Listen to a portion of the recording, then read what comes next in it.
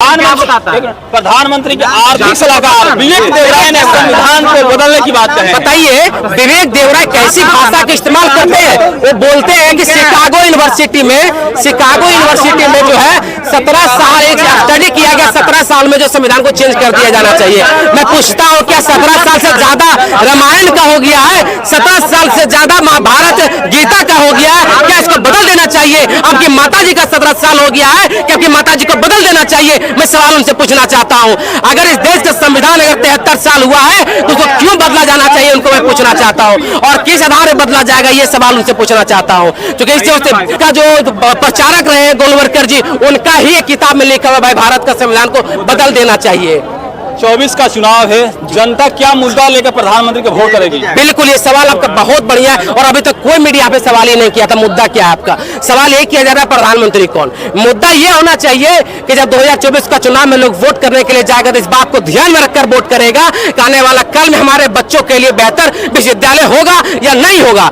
इस दिमाग में इस बात को रखकर वोट करने के लिए जाएंगे। जिस तरह के टमाटर का दाम आज महंगा हो गया है, प्याज का दाम महंगा हो गया है, कल हमारे थाली में और भी भोजन मिल पाएगा या नहीं मिल पाएगा, इस बात को सुनिश्चित करके वोट करने के लिए जाएगा। इस बात को सुनिश्चित जाके कर वोट करेंगे कि जो मोदी जी ने वादा किया था किसानों के लिए कि 2022 में किसानों का दोगुना कर देंगे, इस बात को ध्यान में रखकर वोट करने के लिए जाएगा। इस बात को ध्यान में वोट रख करने के लिए जाएगा कि बाबा साहब डॉक्टर भीमराव अम्बेडकर के द्वारा संविधान दिया गया है वो रहेगा या नहीं रहेगा, इस बात को सुनिश्चित करने के लिए वोट करने के लिए जाएगा। ऐसे तमाम मुद्दों को लेकर वोट करने के लिए जाएगा। और मैं बिहार से आता हूं सर, तो बिहार से आता हूं, मैं आपको एक बात बताना चाहता हूं कि बिहार में 40 सीटों में 39 सीटें एनडीए गठबंधन को देने का काम किया। ये सवाल एक छात्र होने के नाते मैं पूछना चाहता हूं, मेरी एक दर्द है कि बताइए आपने 14 से लेकर 2023 तक के बीच में आप कितना बिहार को सेंट्रल यूनिवर्सिटी देने का काम किया है। ये सवाल पूछा जाएगा कि बताइए 2014 से लेकर 2023 के बीच में आपने कितना एम्स खोलने का काम किया बिहार में। ये सवाल किया जाएगा। ये सवाल किया जाएगा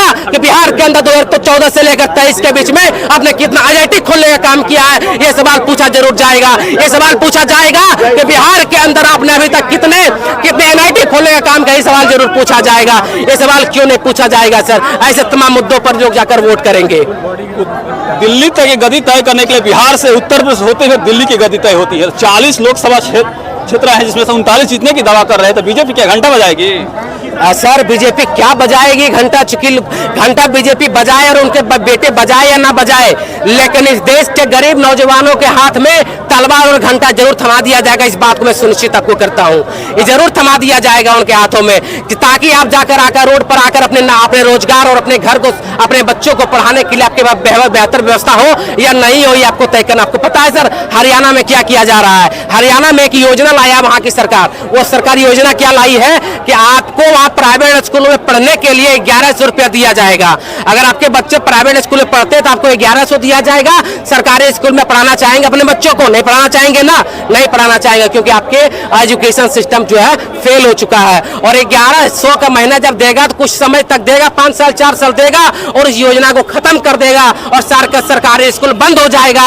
फिर अपने बच्चों का प्राइवेट स्कूल में भेजेंगे तो वही 1100 का बदले फीस आपको 5000 लिया जाएगा और आपके पैकेट में पैसा नहीं होगा। आपके हाथ में डंडा थमा दिया जाएगा और भगवा झंडा देकर आपको कहा जाएगा कि आप जय श्री राम के नारे लगाओ और आपके बच्चे जाकर पढ़ाई नहीं कर पाएंगे, क्योंकि शिवराज चौहान का बेटा दिल्ली में अलग विदेशों में जाकर पढ़ाई करते हैं। आपका बच्चा कहां पढ़ेगा ये आपको ही तय करना पड़ेगा। और मैं पटना का ही रहने वाला हूँ, पोस्ट ग्रेजुएशन का छात्र रहा हूँ जी। 2024 में चुनाव होगा, एक युवा है, प्रधानमंत्री बोलते हैं कि 2 करोड़ रोजगार देने की बात कहे थे। क्या 2 करोड़ रोजगार मिला है? संतुष्ट हैं? संतुष्ट तो बहुत है, मिला रोजगार। हाँ। 2024 में वोट किसको देना है? किस तरीके के मुद्दा बनाकर देना है वोट? देना है बीजेपी के। आओ, क्या प्रधानमंत्री आपको 9 साल में कर दिए हैं? बहुत चीज कर दिया है।